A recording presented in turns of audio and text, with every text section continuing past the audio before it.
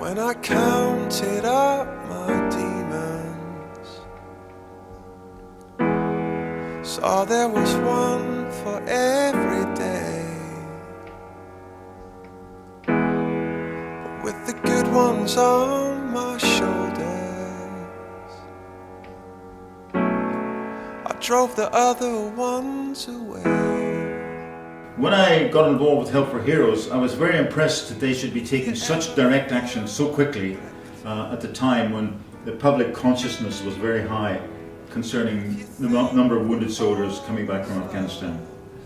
So Help for Heroes had a particular imperative to get the money spent quickly on projects that would help people immediately. And their headquarters is very small, you can see that from their accounts, and most of the money is going in within a few months of being received.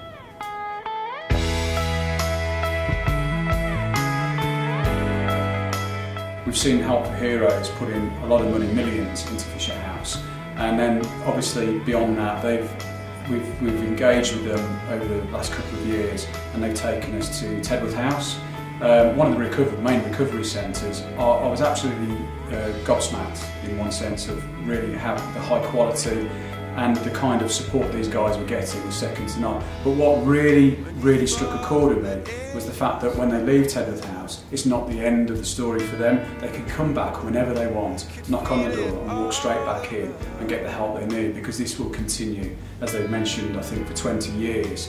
They need to fund the recovery centres. So they have that, and I think that's where you can see the money being spent. We've also helped as Team SAPA in particular.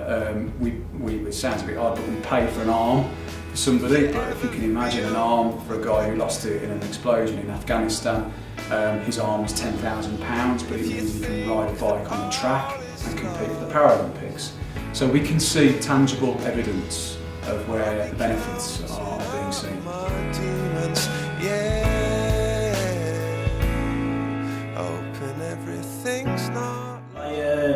I hand cycled in 2010 twice, so through Europe, whether it's Paris, Belgium, places like that. So that's when I first started to see people that have no connection to the army, they just want to help the injured guys, and they're willing to raise thousands of pounds and come on this bike ride to meet us, the guys on hand bikes and the injured guys, and just say thank you. And I find that really quite humbling, really quite special, and especially when they've got no military connection with the family, they just literally want to help, and that's what the British public's all about, helping, and I think it's been fantastic so far, and hopefully in 10, 20, 30 years time that people like that will still be donating and helping fundraise for Help for Heroes. Another key message that we're all learning is that although the war is finishing, our soldiers are being withdrawn from Afghanistan, the battle only just begins for those who've been there. There are so many things that we know about at the moment, there's so much that we're hearing from our blokes that we work with, and there will be so much coming out soon that people won't hear, and that's why we're here for life.